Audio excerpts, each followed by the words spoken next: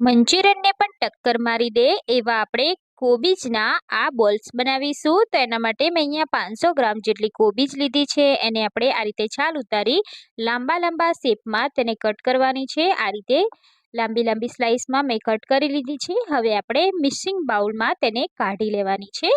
તો જેમાં બેટર બનાવવાનું હોય એ જ બાઉલમાં આપણે કાઢી લઈશું. એવી જ રીતે મેં લાંબી લાંબી સ્લાઇસમાં ડુંગળી પણ કટ કરી લીધી છે, તો એ પણ એડ કરી દઈશું.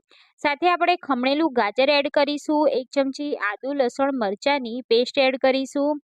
અને જો તમારે બીજા વેજીટેબલ નાખવા હોય તો તમે અહીંયા નાખી શકો છો. મીઠું, ચાટ મસાલો, મરી પાવડર, આમચૂર પાવડર, હળદર, લાલ મરચું પાવડર અને ધાણા ભાજી એડ કરી દઈશું અને સરસ રીતે મિક્સ કરી લેવાનું છે. બધું જ મસાલા સાથે કોટિંગ આવી જાય વેજીટેબલનું એ રીતે મિક્સ કરી ઉપરથી થોડો મેંદો એડ કરી દઈશું અને 3 ચમચી કોર્નફ્લોર એડ કરીશું અને સરસ રીતે મિક્સ કરી લઈશું. પરફેક્ટ બાઇન્ડિંગ આવી જાય, બોલ્સ બને એવું બાઇન્ડિંગ આવવું જોઈએ.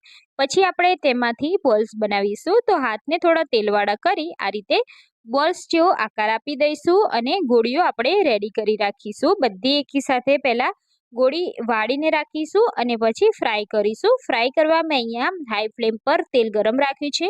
તો બોલ્સ એડ કરી આપણે તેને એકદમ ક્રિસ્પી થાય અને સરખા અંદરથી પણ કૂક થઈ જાય એ રીતે ફ્રાય થાય એટલે આપણે તેને કાઢી લઈશું. તો અહીંયા આપણા મંચુરિયન બોલ્સ બનીને તૈયાર છે અને તમે ગરમા ગરમ સર્વ કરો. મંચુરિયનને પણ ભૂલાવી દેશે એટલા ટેસ્ટી લાગે છે. તો તમે પણ ટ્રાય કરજો.